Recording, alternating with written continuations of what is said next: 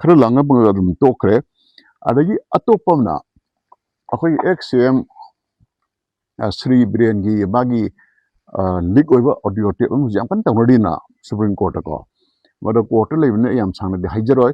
अदुरगसु मागी audio leak तुदा करीम अचुंब ओइरमगदी श्री बिरेन हाइबदा अमखक यावरियबा अमित शाहना बिरेन जी बोम दिसिनगनो हाइबम यावरियबा बोम दिसिनगनो हाइबा आर्टदी मेचिंगन करीकरा एलएमजी सिनो बोम सिनबदी हेनमल्ले हाइबन हाइबदी मोय खंगेबको तौरी पुनुमुकसे अद इरांगजी हरको मतंदा सिक्योरिटी फोर्स ना लमेन टू हेनबा कुकी नत्रक मैती खरा लक्षण में होता प्रजानी सांगना कापना हलिसे पॉपुलेशन अनि हानबा होगिबसे सही तरा अम कोनमा लाइजौरग लेदोरिनेबा मिसिमिना याम थोकिबनिना अनि थोकपि मैतै गाइसे अनि से कोना थोके थोकनाते सी अनि थोहनबा खुद खरा यावरियबको मोय एजेंट खरा अदगी अपुन मना पांगल ने याम कन लाउनी अदगा ऑर्गेनाइजेशन अमता पुल्लु यादिबो सी पुनमक्से अदगी खरा अमना अमना खरा काखतबदा अमना चिंधई काय हारिबा वाइखुगी कल्चर अदगी करप्शन अमसुंग पैसा चोपा सी पुनमक्से अखोगी होजगी डीप स्टेशन सानरइनेबा कयन मैती की ममु सनरबा फोन यावम लय अमेरिका के बिलियनियर जॉर्ज सोरोस जो सोरोस हाइसे मणिपुर का मैती या कुकी इरांग हरको मतंदा म्यांमार लांबा खुला यलबगी पाउ फंगे अदगी कुकी लालबो सिंगी मरकता व्हाइट मैन अमेरिकन प्राइवेट ने हाइजन थाजल इबा मयाम को अतोप मागी ख्वाइदगी चावा माना इरांग से सपोर्ट तवी हबी खुदमदी सुप्रीम कोर्ट की अखोगी ममिंग लेरबा उकिल कोलिन गोन्साल्वेस एना गोवादगी से सिदा माना लुपा करोड़ यांखै पीबगी वाथोक मा लेगिएबा करोड़ यांखै से करिगी दमत पीरिनो कुकी सिंगना सुप्रीम कोर्ट एनी केस थेंगनबा मतमदा सिदगी दम खरसा उयुन पी दिल्ली की उकिल मयाम इरांग होगी सी पैसा से इन्वेस्टिगेशन तगदबनी अदुगा लोइनना कोलिन गोन्साल्वेस फागदमनी काइन तमना खर लांगम तोखरेबको मणिपुर पाइरिबा मरुएबा पॉलिटिकल पार्टी सिंजी मसाई रीजनल पार्टी ने बीजेपी ने कांग्रेस ने हाइजगे मोय मरंदा हमजी मरंदा आई हाइजगेदी अखोई समाज अमदा डेमोक्रेटिक नॉर्म जे चनर कांदा समाज की अपुनब पांगन जे ख्वाइदगी कनगदमने पृथ्वी लेबाक सिंजी बियो डेमोक्रेसी चपना मपांगन कनबने डिक्टेटरशिप नत्रक निंथौ पानन मपांगन कनदबनेबा सी चेंजिंग टाइम नेबा अदा Manipur ngasi budo power pariba political party singje masagi party की president election amukta tawdri local level da mandal की district की adu की ada के election taw malhangani ba president khalam dai country asom dagi laga nang hena thilam bane admai tawna hojigi silong da headquarter of political party की so adu mong chathreina मसीगी culture से अखोना fight तौदबी यादे करी मरमनिदा अइना सोमदा नंग present ओइरो ने हे खलमगदी माजे मतम चुपदा अइगोंदा लबन तोलनेबा अइना खलमनिना अइना सिंदोकसु ngame अदुगा लमजिगी इंटरेस्ट की अगेंस्ट असोमना तौ हाइबदो तौदा नो हाइबा ngमोइबा अदा मणिपुर ऑपरेट तौरिबा पॉलिटिकल पार्टी खुदिमक मखोगी फुल्ली डेमोक्रेटिक ओहनजी हेना समाना मदुगम ओइदो पार्टी दो मदो अखोना रिजेक्ट तौचेना आई समाइन थमगा लसनजगे थैंक अखोइगी मणिपुर मनुंगदा मरुवेना इम्फाल खुंदारिबा येलोमी सिंगसिदा याम साथिना चरांगनबा अमक थोइबा मसगी चरांगनबसे अखोइगी अरीबा अखोइगी कल्चर का चानब नते याम नौना मपानदगी कनागुम खरगी खुद यारपदगी तोरपनी मदु अइना पुथोकसगेन तौबनी इहान हमदा अखोगी मणिपुर अमदी इम्फाल वैली से याम साथिना स्ट्रेटेजिक ओइबा लम स्ट्रेटेजिक ओइबा लम हाइसे अखोगी मिलिटरी की पर्सपेक्टिव तगिदी यामरुइबा थादोपा यादबा लमनी अदुगा स्ट्रेटेजिक ओइबा लमदा लेबा मियोइसिंसिना नत्रग लेबा अदना मपांगन कल्लदी थंगनबा लेबाकसिंग कंट्रोल तोबा लाई मपांगन सोलगना मयामदगी चंगसलगा लमजे मुन्नबदम होने मसे होजी इजराइल हाइबा लमजिदा थोई इजराइल सेम खिबा मतमदा मयाम चंगना मुन्नब होनगी अदुबा इजराइल खुंदारिबा मयामजिना मपांगन कनमदिगी मोइना थंगनबा लेबाकसिंग कंट्रोल तोबा लाई बनेबा ꯑꯗꯣ ꯌꯥꯝꯅ ꯁ꯭ꯇ꯭ꯔꯦꯇꯦꯖꯤꯛ ꯑꯣꯏꯕ ꯂꯝꯁꯤꯗ ꯌꯦꯜꯍꯧꯃꯤ ꯑꯣꯏꯅ ꯈꯨꯟꯗꯥꯔꯤꯕ ꯃꯔꯨꯑꯣꯏꯅ ꯑꯩꯈꯣꯏ ꯃꯩꯇꯩ ꯍꯥꯏꯖꯕ ꯇꯥꯔꯦ ꯃꯁꯤꯒꯤ ꯍꯤꯁꯇ꯭ꯔꯤꯁꯤꯅ ꯃꯔꯝ ꯑꯣꯏꯗꯨꯅ ꯑꯩꯈꯣꯏꯒꯤ ꯃꯄꯥꯟꯒꯤ ꯁꯛꯇꯤꯁꯤꯡꯅ ꯃꯩꯇꯩꯁꯦ ꯊꯥꯖꯗꯦꯕ ꯃꯣꯏꯗ ꯂꯣꯌꯦꯜ ꯑꯣꯏꯌꯨ ꯌꯥꯒꯗꯕ ꯃꯥꯟꯗꯦꯅ ꯈꯟꯕꯒꯨꯝ ꯂꯩꯌꯦꯕ ꯃꯁꯤꯒꯤ ꯑꯆꯧꯕ ꯃꯔꯝꯗꯤ 1891ꯒꯤ ꯑꯦꯡꯒ꯭ꯂꯣ ꯃꯅꯤꯄꯨꯔꯤ ꯋꯥꯔ ꯍꯧꯔꯛꯄ ꯃꯇꯝꯗ ꯑꯩꯈꯣꯏꯒꯤ ꯑꯉꯧꯕ ꯃꯀꯣꯛ ꯃꯉꯥ ꯀꯦꯜꯂꯨ ꯍꯥꯏꯌꯦꯅ ꯄꯨꯌꯥꯗ ꯌꯥꯎꯔꯦꯅ ꯑꯩꯈꯣꯏ ꯃꯅꯤꯄꯨꯔ ꯂꯧꯁꯤꯟꯅꯕ ꯍꯣꯠꯅꯕꯗ ꯆꯤꯐ ꯀꯃꯤꯁꯅꯔ ꯀꯔꯅꯦꯜ ꯁ꯭ꯀꯤꯟ ꯑꯗꯒꯤ ꯃꯤꯁꯇꯔ ꯒ꯭ꯔꯦꯝꯋꯨꯗ ꯑꯃꯗꯤ ꯃꯣꯏ ꯁꯥꯍꯦꯕ ꯃꯉꯛꯀ ꯍꯥꯠꯈꯤꯕꯁꯦ ꯁꯤ ꯋꯥꯔꯜ ꯁꯤꯟꯕ ꯊꯨꯡꯅ ꯑꯩꯈꯣꯏꯒꯤ ꯁꯣꯛ ꯋꯦꯕ ꯑꯃ ꯄꯤꯈꯤꯕꯅꯤ ꯍꯣꯜ ꯏꯟꯗꯤꯌꯥ ꯂꯧꯁꯤꯟꯕ ꯃꯇꯝꯗ ꯃꯈꯣꯏ ꯑꯣꯐꯤꯁꯔ ꯑꯝꯇ ꯁꯤꯈꯤꯗꯦ ꯑꯗꯨ ꯑꯣꯏꯔꯒꯁꯨ ꯑꯩꯈꯣꯏ ꯄꯤꯛꯈ꯭ꯔꯕ ꯃꯅꯤꯄꯨꯔꯁꯤ ꯂꯧꯁꯤꯟꯕꯗ ꯆꯥꯎꯈ꯭ꯔꯕ ꯍꯦꯚꯤ ꯋꯦꯠ ꯑꯣꯐꯤꯁꯔ ꯀꯩꯅꯣꯁꯦ ꯃꯉꯥ ꯁꯤꯈꯤꯕꯁꯦ ꯑꯗꯨꯃꯥꯏꯅ ꯇꯧꯅ ꯁꯤꯔꯨꯔꯀꯥꯟꯗ ꯕ꯭ꯔꯤꯇꯤꯁꯀꯤ ꯃꯇꯝꯗꯨꯗ ꯀꯩꯅꯣꯅꯤ ꯏꯝꯄꯔꯤꯌꯦꯜ ꯄꯋꯥꯔꯅꯤ ꯃꯈꯣꯏꯅ ꯌꯥꯝ ꯀꯟꯅ ꯃꯅꯤꯄꯨꯔꯁꯦ ꯃꯨꯠꯊꯠꯂꯒꯦꯅ ꯐꯣꯔꯁ ꯃꯥꯏꯀꯩ ꯑꯃꯗꯒꯤ ꯊꯥꯖꯤꯜꯂꯛꯄ ꯃꯇꯝꯗ ꯃꯩꯇꯩꯁꯤ ꯀꯤꯈꯤꯗꯦꯕ ꯑꯗꯨꯅ ꯑꯃꯔꯣꯝꯗ ꯂꯥꯟ ꯃꯥꯏꯊꯤꯖꯔꯁꯨ ꯑꯩꯈꯣꯏ ꯈꯣꯡꯖꯣꯝꯗ ꯀꯔꯤꯗ ꯕ꯭ꯔꯤꯇꯤꯁꯁꯤꯡꯗ ꯑꯀꯟꯕ ꯐꯥꯏꯠ ꯑꯃ ꯄꯤꯈꯤꯕ ꯃꯁꯤ ꯃꯅꯤꯄꯨꯔ ꯏꯇꯤꯍꯥꯁꯀꯤ ꯔꯦꯀꯣꯔꯠꯁꯦ ꯃꯁꯤꯗ ꯃꯩꯇꯩꯒꯤ ꯁꯛ ꯇꯥꯏ ꯑꯗꯨꯗ ꯃꯈꯣꯏꯅ ꯏꯔꯝꯕ ꯑꯃ ꯌꯥꯎꯏ ꯁꯤꯝꯂꯥꯗ ꯇꯦꯂꯤꯒ꯭ꯔꯥꯝ ꯊꯥꯔꯝꯕꯅꯤ ꯐꯤꯜꯗꯒꯤ ꯃꯇꯝꯗꯨꯗ ꯕ꯭ꯔꯤꯇꯤꯁꯀꯤ ꯁꯝꯃꯔ ꯀꯦꯄꯤꯇꯦꯜꯁꯦ ꯁꯤꯝꯂꯥꯗ ꯑꯣꯏꯔꯤ ꯃꯈꯣꯏꯅ ꯇꯦꯂꯤꯒ꯭ꯔꯥꯝꯁꯦ ꯀꯔꯤ ꯍꯥꯏꯅ ꯊꯥꯔꯝꯒꯦꯗ ꯃꯩꯇꯩꯁꯤꯡꯁꯦ ꯂꯥꯟ ꯃꯥꯏꯊꯤꯔꯁꯨ ꯈꯨꯠꯂꯥꯏ ꯊꯥꯗꯣꯛꯑ ꯆꯦꯟꯈꯤꯗꯦ ꯈꯨꯠꯂꯥꯏ ꯄꯥꯏꯔ ꯆꯦꯟꯈꯤ ꯍꯥꯏꯕ ꯑꯗꯩꯗꯤ ꯕ꯭ꯔꯤꯇꯤꯁꯀꯤ ꯃꯅꯤꯄꯨꯔꯗ ꯂꯩꯕ ꯃꯩꯇꯩ ꯃꯨꯠꯊꯠꯄꯒꯤ ꯄꯣꯂꯤꯁꯤ ꯈꯪꯍꯣꯡ ꯍꯣꯡꯉꯒ ꯑꯗꯨꯑꯣꯏꯗꯤ ꯃꯣꯏ ꯒꯨꯔꯤꯂꯥ ꯋꯥꯔꯗ ꯔꯤꯁꯣꯔꯠ ꯇꯧꯗꯣꯔꯦ ꯃꯗꯨ ꯑꯩꯈꯣꯏꯗ ꯌꯥꯝꯅ ꯀꯣꯁꯂꯤ ꯑꯣꯏꯒꯅꯤ ꯑꯗꯨꯒ ꯅꯣꯏꯒꯤ ꯄꯥꯟꯗꯝ ꯀꯪꯂꯥ ꯂꯧꯁꯤꯟꯕ ꯅꯠꯇ꯭ꯔꯒ ꯃꯤ ꯁꯥꯍꯦꯕ ꯃꯉꯥ ꯍꯥꯠꯈꯤꯕꯗꯨꯒꯤ ꯗꯟꯗꯤ ꯍꯦꯛ ꯄꯤꯕ ꯂꯣꯏꯕꯒ ꯌꯥꯝ ꯊꯨꯅ ꯄꯣꯄꯨꯂꯦꯁꯟꯁꯦ ꯐ꯭ꯔꯦꯟꯂꯤ ꯑꯣꯏꯅꯕ ꯇꯧꯑꯣꯅ ꯄꯣꯂꯤꯁꯤꯁꯦ ꯑꯗꯨꯃꯥꯏꯅ ꯍꯣꯡꯈꯤꯕꯅꯦꯕ ꯑꯗꯒꯤ ꯃꯈꯥ ꯇꯥꯔꯛꯄꯗ ꯑꯩꯈꯣꯏ ꯏꯟꯗꯤꯌꯥꯗ ꯇꯤꯜꯂꯕ ꯃꯇꯨꯡꯗ ꯉꯁꯤꯐꯥꯎꯗ ꯚꯦꯂꯤꯁꯤꯗ ꯂꯩꯔꯤꯕ ꯃꯤꯁꯤꯡꯁꯤ ꯃꯔꯨꯑꯣꯏꯅ 100% ꯑꯩꯈꯣꯏ ꯏꯟꯗꯤꯌꯥꯟꯅꯦꯅ ꯈꯟꯕꯁꯤ ꯇꯧꯗ꯭ꯔꯤꯑꯕ ꯁꯤꯒꯨꯝꯕ ꯃꯌꯥꯝꯁꯤ ꯁꯨꯝ ꯌꯦꯡꯉꯨꯔꯀꯥꯟꯗ ꯑꯩꯈꯣꯏꯒꯤ ꯈꯔ ꯅꯤꯡꯈꯥ ꯇꯝꯕ ꯄꯥꯟꯕ ꯈꯔ ꯀꯔꯤ ꯍꯥꯏꯗꯅꯣ ꯃꯄꯥꯟꯒꯤ ꯃꯤꯅ ꯍꯦꯛꯇ ꯍꯥꯏꯔꯒ ꯌꯥꯗꯕ ꯁꯤꯒꯨꯝꯕ ꯀꯔꯤꯗꯒꯤ ꯍꯧꯔꯛꯏꯅꯣ ꯊꯤꯖꯤꯟꯕꯗ ꯑꯩꯈꯣꯏꯒꯤ ꯀꯜꯆꯔ ꯑꯩꯈꯣꯏꯒꯤ ꯏꯇꯤꯍꯥꯁ ꯑꯩꯈꯣꯏꯒꯤ ꯂꯦꯡꯒ꯭ꯋꯦꯖ ꯑꯩꯈꯣꯏꯒꯤ ꯆꯤꯟꯖꯥꯛ ꯑꯩꯈꯣꯏꯒꯤ ꯌꯨꯝꯕꯥꯜ ꯂꯝꯕꯤꯁꯤꯅ ꯗꯤꯇꯔꯃꯤꯟ ꯇꯧꯕꯅꯤꯅ ꯈꯟꯕꯗꯒꯤ ꯍꯧꯖꯤꯛ ꯃꯁꯤ ꯁꯥꯏꯠꯇ ꯃꯁꯛ ꯎꯗꯕ ꯃꯌꯥꯝꯅ ꯍꯥꯏꯅꯔꯤꯕ ꯄꯋꯥꯔꯗ ꯌꯥꯝ ꯂꯩꯕ ꯗꯤꯞ ꯁ꯭ꯇꯦꯠ ꯍꯥꯏꯔꯤꯁꯤꯅ ꯗꯤꯞ ꯁ꯭ꯇꯦꯠ ꯍꯥꯏꯁꯦ ꯃꯁꯤ ꯀꯣꯟꯅ ꯑꯦꯛꯁꯄ꯭ꯂꯦꯟ ꯇꯧꯖꯒꯦ ꯃꯁꯤꯅ ꯃꯅꯤꯄꯨꯔꯒꯤ ꯃꯩꯇꯩꯁꯤ ꯃꯃꯨ ꯁꯠꯅꯕ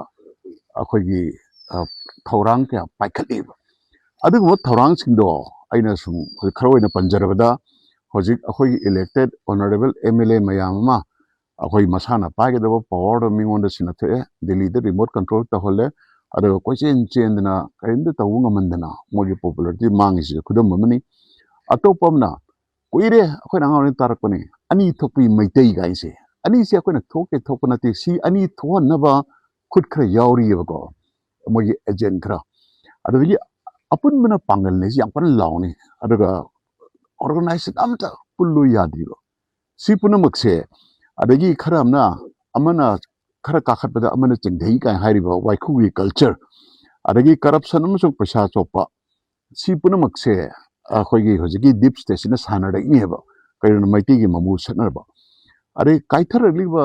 ꯀꯜꯆꯔꯒꯤ ꯃꯇꯥꯡꯗ ꯖꯥꯇꯤ ꯈꯨꯗꯤꯡꯃꯛꯇ ꯅꯨꯄꯥ ꯅꯨꯄꯤ ꯄꯥꯈꯪ ꯂꯩꯁꯥꯕꯤ ꯌꯨꯝꯕꯥꯟꯕꯒꯤ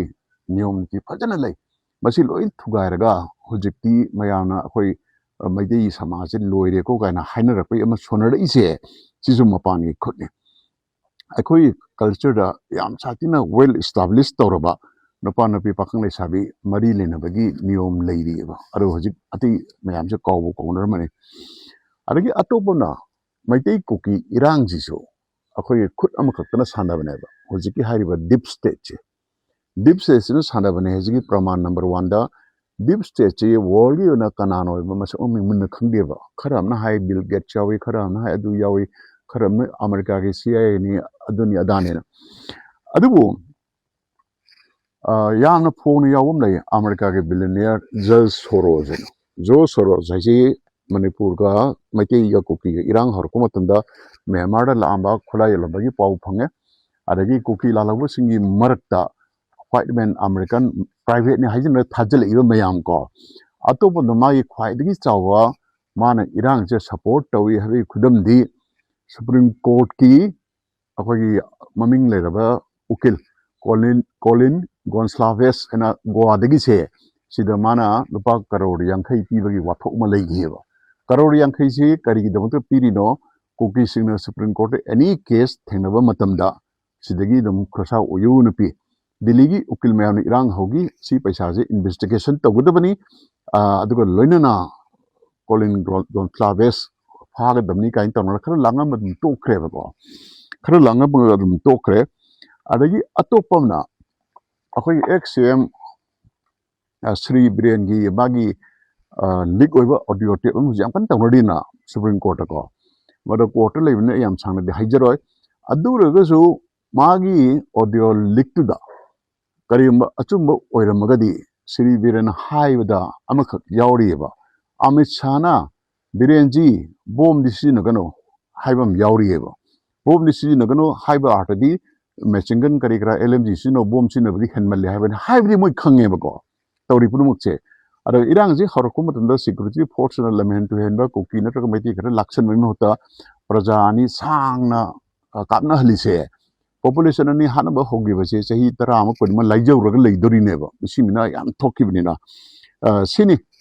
deep state ke khutche ada deep state harise karigi deep state haja tholino deep by the samudra gi banung da yam lun leiba udaba atopona deep by the kano kachin ko ya loina huchin ba haibneba world na masi kanana lusinge da akhoi gi Vatican amal leire side amada Saudi Arabia su yaweba Saudi Arabia gi da masi gi program je moina Salafist nataga Wahhabism haina khangne moina masi da fan thadaraga tawya ba jaga dana terrorism taholi yadaba jaga dana makhoi ni masing yamna leitabo regadi masing yam khanaba lam leisanaba lamda tawya ba thabuk taraga makhoi kangbuse chawkhatnaba honaba paisa walhandaba aduna hojik machi da akhoi normal person ngamdaba lam leiba khotpase makhoina Manipur sa dum chathayeba aina singanga kana gumba amagi communal wafum na tiko mapandagi kaino sum tawjabani ada hojik si 1970 dudi state with phangbari hongna Manipur je masana masabu akhoi lebak akchaba ngamdaba ama oina sum laiyeba kitang hek tawbuga akhoi gi Delhi da chenbi Delhi gi ayaba yawdradi constitution na pibiri ba power MLA am da piri ba power assembly am da piri ba power assembly na kyarak warep lawgarga so akhoi gi Delhi ne yadragadi pangthopu ngamde masi karigino akhoi gi remote control che moina sum paigiba akhoi na sinagiba akhoi gi hojik je ina mayam haijaningi se MLA sing tainaba khonaba se loina toga moi thoba torasanu adaga akhoi gi destiny se akhoi gi khutta low do yadreba masi politically low do yadre adaga socially culturally loina natragadi makhoina tawiraba sungai lerdi mutat ke khaliba maitei se masana yam thuna mutchagineba ado hojik Manipur do yengbiyo akhoi gi ihan hanbada moina lam se watta padana self sufficient oina leirambane self sufficient oina leirambasida laira hanba haibasna ahan state neba miji laira di paisa khajitang da mamal hongna leiba yayeba akhoi laira je akhoi isana laira zarida aina kana gumna di khalang maneba madu sumna natte akhoi ne yam angang onida maitei singje dukan dagi hawai amta leiramdeba akhoi ingon khudingda lofong khudingda hawai ka sari na tharame imo khodi khangbu khongoromro hawai ka sari sina tarpon yo sokatpa kang ke si hawa hawjam hawi adaga India gi asomda akhoi por men dal kai jo haineiba sigi hawai ka sari pak sana thabani na dukan da laiba hawai ja amta sitre adai makhoina kari hain chandoroke da hawai ka sari chara gadi akhoi paralysis tawe na ma chandoreba aduna Manipur da hawai ka sari thabaje hojik popi thaba phari sumaina takatna phandna jail ge yongna matungda hawai ka sari je mutkreba adu mutkraba matungda chahi yankhai matungda hakum je hawai ka sari chabaje karinta hangchangda asokpa leite ne phongeba Manipur gi economy da di adagi part na menghala sark mutkrena ani saba khudam andu pijage akhoi je laira halli hari je akhoi national highway da heavy extortion tawna la ije chahi harap yameba India government khangi loina mana khangi aduga akhoi isamuk chatna Rajnath Singh na home minister oirabda hairubusu yaurureba asida makhone action of the local electricity karigino masina akhoida India da khwaidagi pot mamung tamba lam oire inflation highest ni India da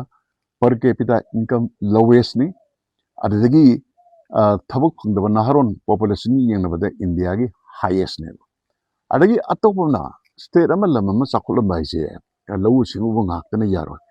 lawu singu ngakna torgari changam sum leirani industrialize tawbam change industrialize tokan aina hangningi di India da khoina tilla ise 1949 dani 49 ngasi bukji jahi kya sure aduk kuirabasida masak maming thokpa industry amata lingam risi karigino India gi saruk meng khallagadi lamjigi chakhonaba employment pinaba economy hengatnaba industry ama bhok lingam drise karigino khara lingam gi lingen horanami adu mutkhiyo aduna aina sida last hygienic aise akhoi khwari laibak thibase London sida 1972 dagi ngasi bokta democratically elected sarkar kya lairgaso akhoi mapan da laiba akhoi constitution gi wangmada Delhi na control tor laiba Congress no bu power so BJP no bu power so briefly MPP gi sarkar khale rami arasu edon namdan thugai raga PR samjali ta karigino MPP chidi Delhi na haiba chatte paisa pirak tabani khangde amane khangde kenam meta taweba adada masigi matangda hujiksi aina hygienic aise yam tena akhoi gi oiba hiram khudimakta political party khakki nate akhoi gi sida grow toba akhoi gi body platform ma leitabi yadreba remote control na arapadagi tarok haiduga moina asalu urudesina bird's eye view ni intelligence report karikra mayanu da akhoi na sida grass root level la thengnaraga sidagi akhoi solution sinina akhoi masenje mamang da haigriba punba yadaba khotaba mayamje ponchalaga democratically akhoi kayum khar puthoktradi mayamna chinda palliba maitei butore se chindung ilakani na ai sumain thamjaningeba ara hujikse kamai togeda deep state che masain mokukta haijagibne Vatican ne Saudi Arabia gi Salafist movement ne adagi Jabhat Jews hai moina control towa achawa bank singchina world control towne bakhona Libya da Gaddafi hale are Saddam Hussein phasi ta hole mogi shakti se Manipur na kamai torgeda matam sangna dagi howna deep state ki kangbu kharasina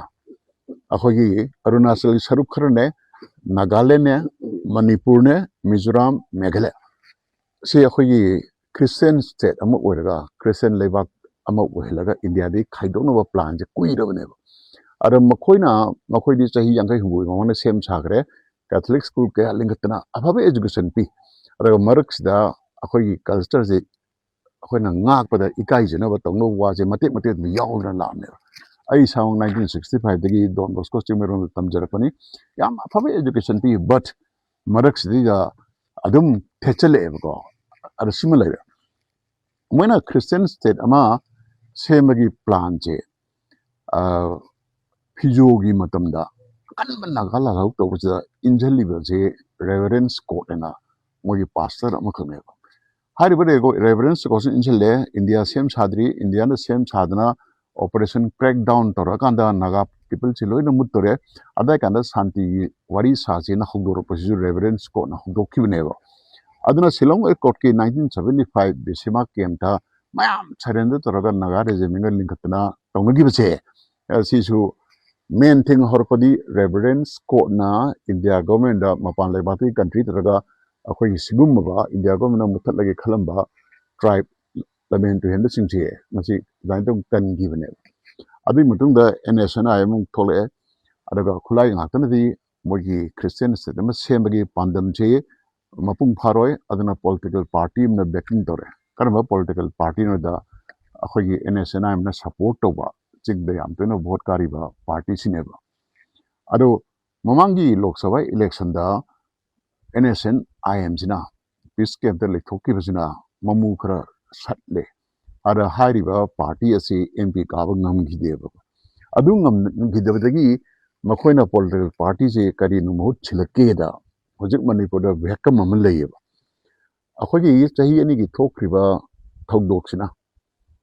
ꯆꯍꯤ ꯑꯅꯤꯒꯤ ꯊꯣꯛꯈ꯭ꯔꯤꯕ ꯊꯧꯗꯣꯛꯁꯤꯅ ꯃꯅꯤꯄꯨꯔꯗ ꯂꯩꯔꯤꯕ ꯃꯤꯆꯝ ꯄ꯭ꯔꯖꯥꯁꯤꯡꯅ ꯑꯩꯈꯣꯏꯒꯤ ꯁꯦꯟꯇꯔꯅ remote control ꯄꯥꯏꯕ ꯄꯥꯔꯇꯤꯁꯦ ꯑꯝꯇ ꯄꯥꯝꯅꯔꯛꯇ꯭ꯔꯦꯕ ꯅꯦꯁꯅꯦꯜ ꯄꯥꯔꯇꯤ ꯑꯅꯤꯃꯛꯀꯤ ꯑꯦꯒꯦꯟꯁꯇ ꯂꯩ ꯑꯅꯤꯗ ꯅꯠꯇꯦ ꯑꯍꯨꯝ ꯃꯔꯤꯒꯤ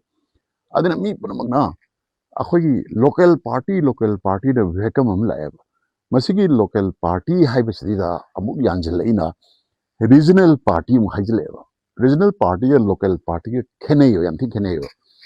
ꯑꯗꯨꯅ ꯔꯤꯖꯅꯦꯜ ꯄꯥꯔꯇꯤ ꯑꯃꯅ ꯑꯩꯈꯣꯏꯒꯤ ꯃꯤ ꯃꯌꯥꯝꯁꯤꯒꯤ ꯅꯦꯁꯅꯦꯜ ꯄꯥꯔꯇꯤꯗꯒꯤ ꯊꯥꯞꯇꯣꯔꯛꯄꯁꯤ ꯈꯨꯗꯣꯡꯆꯥꯕ ꯂꯧꯔꯒ ꯃꯈꯣꯏꯅ ꯄꯥꯔꯇꯤ ꯑꯃꯃꯨꯛ ꯄꯨꯊꯣꯔꯛꯑꯦꯕ ꯍꯥꯏꯔꯤꯕ ꯄꯣꯂꯤꯇꯤꯀꯦꯜ ꯄꯥꯔꯇꯤꯁꯤ ꯀꯃꯥꯏꯅ ꯇꯧꯒꯦꯗ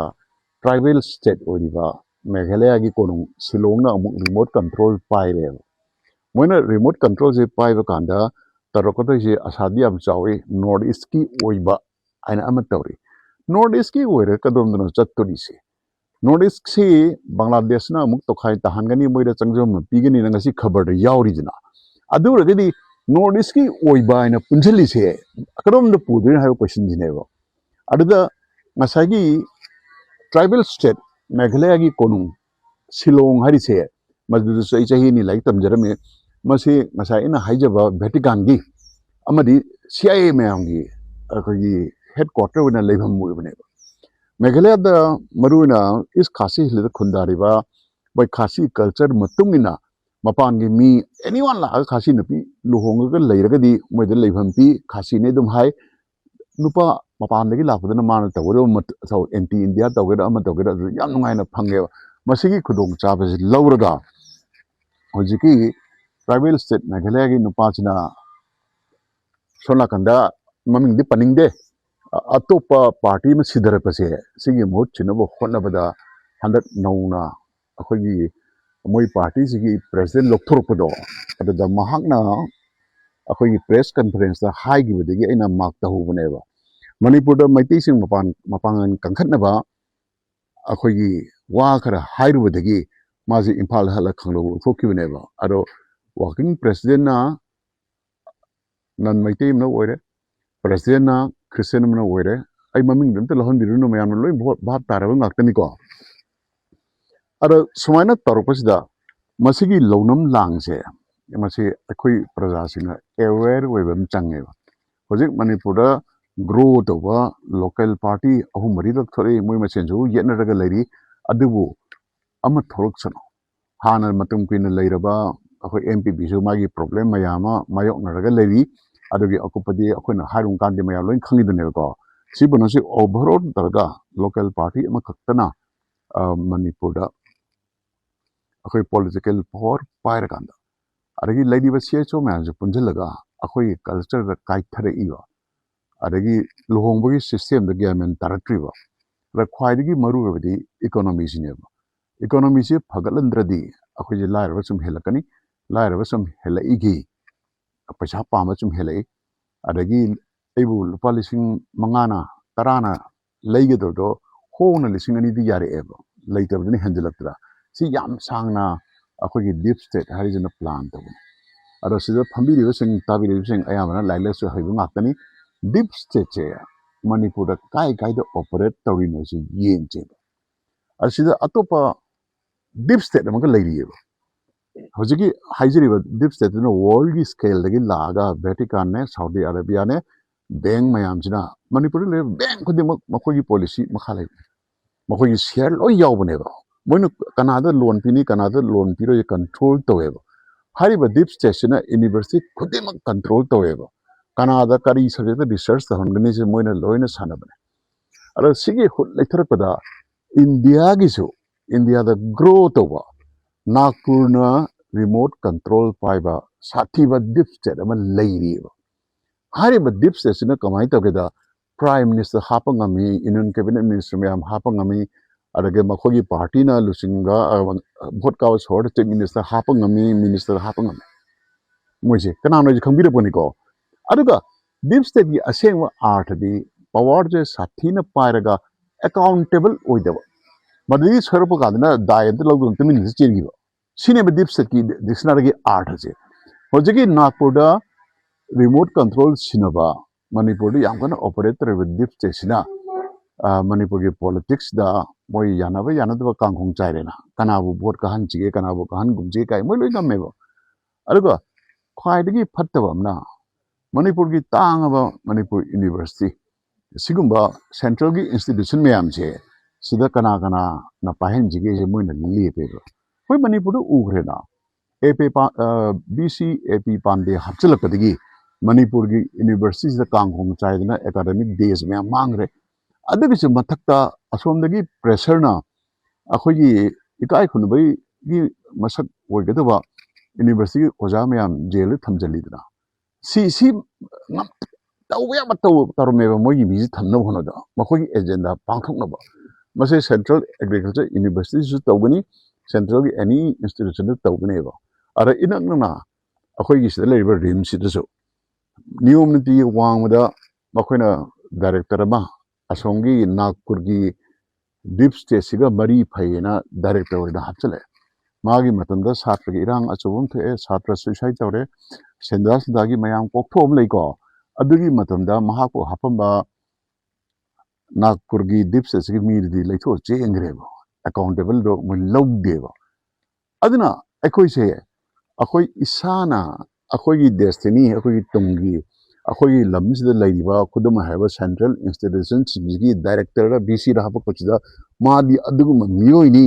ꯌꯥꯅꯤꯡꯉꯤ ꯌꯥꯅꯤꯡꯗꯦ ꯂꯧꯊꯣꯛꯈꯣꯅ ꯑꯩꯈꯣꯏ ꯍꯥꯏꯕꯒꯤ ꯄꯋꯥꯔ ꯑꯃ ꯂꯩꯇꯕ ꯌꯥꯔꯣꯏꯕ ꯁꯤ ꯍꯥꯏꯒꯦ ꯇꯧꯗꯅ ꯃꯈꯣꯏꯒꯤ ꯗ ꯖꯤꯅ ꯍꯥꯏꯖꯕ ꯃꯌꯥꯝ ꯑꯃꯅ ꯑꯃꯨꯛ ꯃꯣꯏꯒꯤ ꯐꯦꯚꯔꯗ ꯆꯪꯉ ꯑꯩꯈꯣꯏꯗ ꯑꯔꯥꯟꯕ ꯇꯥꯍꯜꯂꯤꯅ ꯍꯧꯖꯤꯛꯇꯤ ꯑꯩꯈꯣꯏ ꯃꯅꯤꯄꯨꯔꯗ ꯂꯩꯔꯤꯕ ꯌꯦꯜꯍꯧꯃꯤꯁꯤꯡ ꯃꯩꯇꯩ ꯅꯥꯒꯥ ꯄꯨꯝꯅꯃꯛꯁꯦ ꯑꯩꯈꯣꯏꯒꯤ ꯗꯦꯁꯇꯤꯅꯤꯁꯦ ꯑꯩꯈꯣꯏꯒꯤ ꯈꯨꯠꯇ ꯂꯧꯔꯁꯤ ꯍꯤꯔꯝ ꯈꯨꯗꯤꯡꯃꯛꯇ ꯂꯝꯗꯝ ꯑꯁꯤ ꯂꯧꯎ ꯁꯤꯡꯎꯕ ꯍꯣꯔꯇꯤꯀꯜꯆꯔꯗ ꯕꯦꯁ ꯇꯧꯕ ꯏꯟꯗꯁꯇ꯭ꯔꯤꯅ ꯑꯩꯈꯣꯏ ꯄ꯭ꯔꯤꯊꯤꯕꯤꯒꯤ ꯂꯩꯕꯥꯛꯀ ꯃꯤꯃꯥꯟꯅꯕ ꯌꯥꯔꯣꯏ ꯉꯁꯥꯏꯒꯤ ꯑꯗꯨꯛ ꯁꯥꯡꯅ ꯏꯟꯗꯁꯇ꯭ꯔꯤ ꯑꯃꯗ ꯂꯤꯡꯕꯤꯔꯝꯗꯦ ꯍꯥꯏꯗꯣ ꯑꯩꯈꯣꯏ ꯃꯣꯏꯗ ꯉꯥꯏꯔꯒꯨꯝꯁꯤ ꯑꯩꯈꯣꯏ ꯏꯁꯥꯅ ꯑꯩꯈꯣꯏꯒꯤ ꯂꯝꯁꯦ ꯑꯩꯈꯣꯏ ꯄ꯭ꯔꯗꯛꯁꯟ ꯍꯕ ꯑꯃ ꯑꯣꯏꯍꯜꯂꯁꯦꯕ ꯃꯇꯝꯗ ꯏꯟꯗꯁꯇ꯭ꯔꯤ ꯂꯤꯡꯕꯤꯌꯨ ꯍꯥꯏ ꯀꯥꯟꯗ ꯇ꯭ꯔꯥꯟꯁꯄꯣꯔꯇꯦꯁꯟꯅ ꯌꯥꯗꯦ ꯑꯗꯨ ꯇꯧꯗꯦ ꯑꯗꯥ ꯂꯣꯏꯅ ꯑꯣꯔꯗꯔ ꯐꯠꯇꯦ ꯌꯥꯝ ꯇꯧꯔꯝꯃꯦꯕ ꯍꯧꯖꯤꯛꯇꯤ ꯑꯩꯈꯣꯏꯒꯤ ꯇꯥꯇꯥ ꯒꯥꯔꯤ ꯃꯄꯣꯠ ꯑꯃꯒꯤ ꯀꯝꯄ꯭ꯌꯨꯇꯔ ꯀꯩꯀꯥ ꯄꯨꯔꯛꯄ ꯃꯇꯝꯗ ꯀꯔꯣꯔ ꯀꯌꯥꯒꯤ ꯄꯣꯠ ꯁꯥꯕ ꯌꯥꯏ ꯃꯩꯇꯩꯁꯦ ꯕꯥꯏ ꯅꯦꯆꯔ ꯇꯦꯂꯦꯟꯇꯦꯠ ꯑꯣꯏ ꯈꯨꯠ ꯁꯥ ꯍꯩ ꯑꯗꯒꯤ ꯁꯥꯏꯀꯜꯒꯤ ꯄꯥꯔꯠ ꯇ꯭ꯌꯨꯕ ꯅꯨꯡ ꯃꯥꯒꯤ ꯁ꯭ꯄꯣꯛ ꯔꯤꯝ ꯈꯔ ꯄꯨꯔꯛꯑꯒ ꯇꯥꯇꯥ ꯒꯥꯔꯤ 3-4 ꯄꯨꯔꯛꯄꯗ ꯂꯨꯄꯥ ꯀꯔꯣꯔ ꯀꯌꯥꯒꯤ ꯄꯣꯠ ꯁꯥꯅꯤ ꯏꯝꯄ꯭ꯂꯣꯏꯃꯦꯟ ꯄꯤꯅꯤ ꯏꯟꯀꯝ ꯂꯩꯅꯤ ꯑꯩꯈꯣꯏꯒꯤ ꯂꯝꯁꯤꯅ ꯄꯥꯋꯔꯐꯨꯜ ꯑꯣꯏꯕ ꯄꯥꯋꯔꯐꯨꯜ ꯍꯥꯏꯁꯦ ꯊꯥꯡ ꯇꯥ ꯅꯣꯡꯃꯩ ꯉꯥꯛꯇꯒꯤ ꯅꯠꯇꯕ ꯏꯀꯣꯅꯣꯃꯤꯛ ꯑꯦꯛꯇꯤꯚꯤꯇꯤ